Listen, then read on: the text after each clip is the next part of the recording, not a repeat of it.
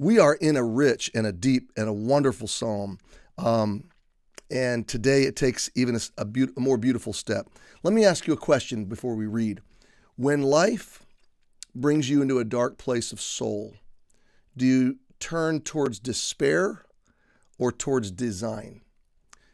This is the question that is coming to the surface in my mind as I'm coming to the place where we are in this psalm. David has entered a very dark place. We don't know all the circumstances surrounding it.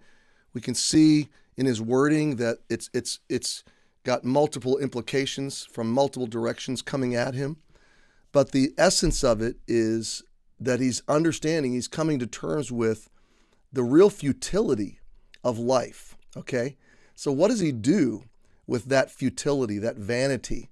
You either go to despair, where, oh, well, I'm not going to care about anything, and maybe suicidal tendency, why should I live?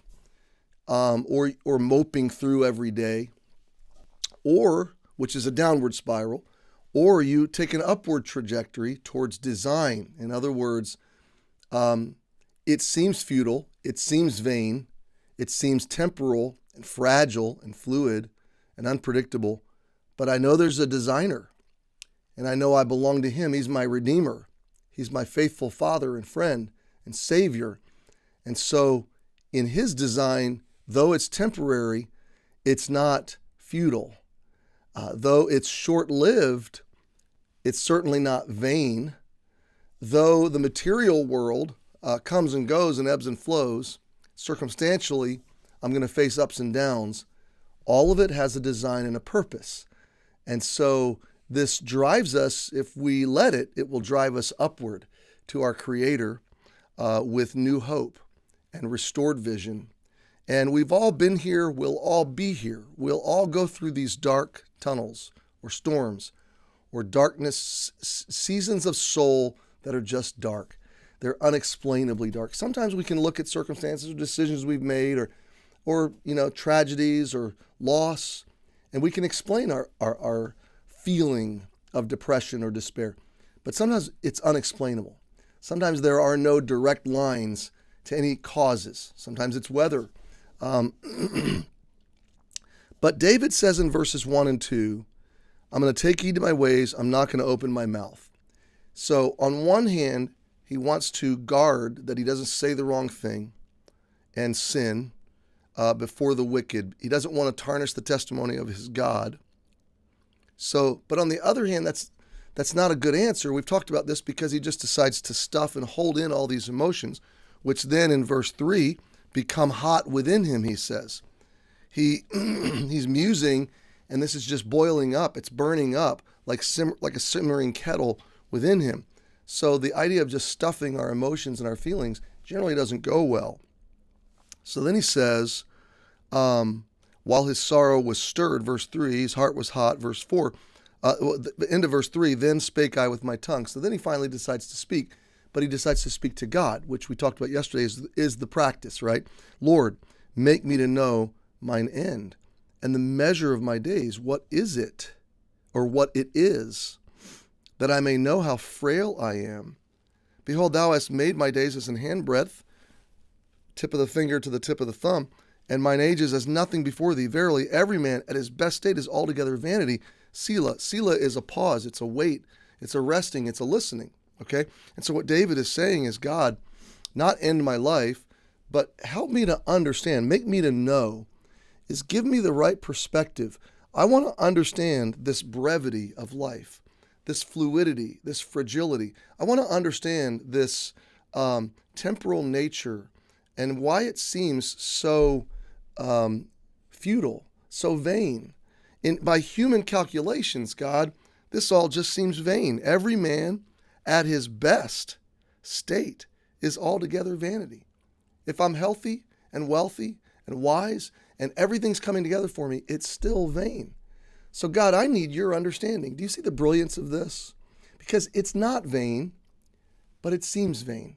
It's not futile, but in this moment, it sure seems like it, okay? In your darkness of soul, nothing seems to have meaning or nothing seems to matter. You'll wonder, you lose the energy to care. If you lose the energy to care about things that God cares about, then you're right there. You're right where David was, okay? And what's the solution? What's the antidote for this? He goes to God and he says, God, I'm in a bad place. I don't want to say or do the wrong thing, but I can't just contain this within me because it's eating me. It's boiling up. It's burning up within me. And if I spout it, fume it, vent it, I'm going to do damage. So God, I'm coming to you, and I need you to help me know and understand what it is I'm going through. And then he waits, Selah. Look at verse 6. Surely every man walketh in a vain show. Oh, there's so much in that phrase. He's talking about the cultural narratives. He's talking about the cultural competitiveness and comparisons and getting ahead. He's talking about our striving for identity, a sense of value, a sense of purpose, a sense of significance, a sense of being loved and validated, achieved, accomplished. And in our best state, we're walking in a vain show. It's all temporary. He's looking at the utter house of cardsness of it. I take metaphors and I mash them together in words like that. I'm sorry. He's looking at the utter thin ice of it. It's just going to collapse. It's all losable. It's all fragile. It's all fake. It's all temporary. It's not substantive. There's got to be more to this, he's saying, okay? Surely every man walketh in a vain show. Surely they are, now this word disquieted, they are disquieted in vain. The word is to make noise, to be tumultuous. You know, never in our American culture or global culture have we had so much noise everywhere you turn. I mean, there's no quiet anymore. There's no quiet space in our lives. We've got these phones that we take with us everywhere, these smartphones, and there's always videos to watch and social media feeds to read, and there's always notifications to respond to. It's incessant. And so is it's a microcosm of our whole lives. Noise, noise, noise, noise, noise, disquieting, tumultuous, chaotic, unsettled. We're panting, we're thirsting after more. And he says it's vain.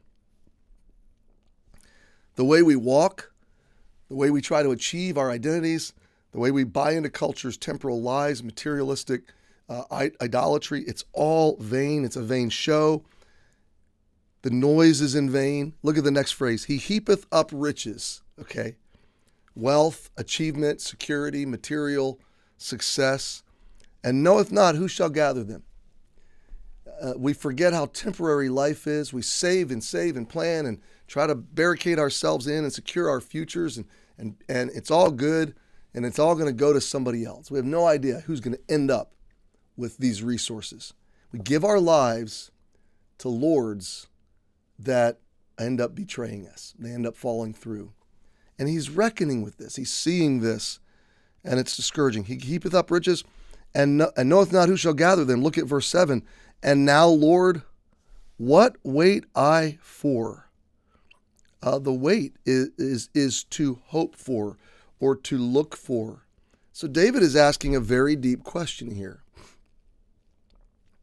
There's a component to it that's almost, why should I go on? What is there to look forward to? What am I waiting for? And here's where he lands. We'll park it here for today.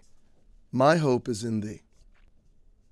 Now, friend, between today and Monday, I want you to do some deep exploration in your soul. Where is your true hope? Is it in the next degree, the next certification? Is it in the next career step, promotion? Is it in that interview coming through? Is it in the next big purchase, the next home, the next big event of your life? Is it in finding someone to date, finding someone to marry? Is it in having children? Is it having family? Is it in achieving that next goal? And you're sure that next one is going to make you feel the way you hope to feel. It's going to fulfill. It's going to give you the security, the purpose, the validation that you're looking for. Where's your hope? Is it in the markets? Is it in your retirement schemes, your planning? Is it in the success that you have amassed or that you're chasing? Is it in people around you that you are expecting to come through for you? Here's the deal. David realizes in this psalm, and this is part of the darkness, there is no solid ground other than hoping in the Lord.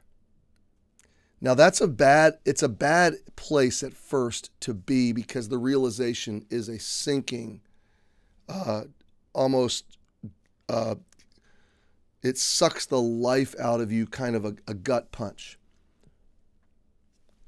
But just on the other side of that, it's like emerging into a whole new world of provision, security, meaning, validation, reality.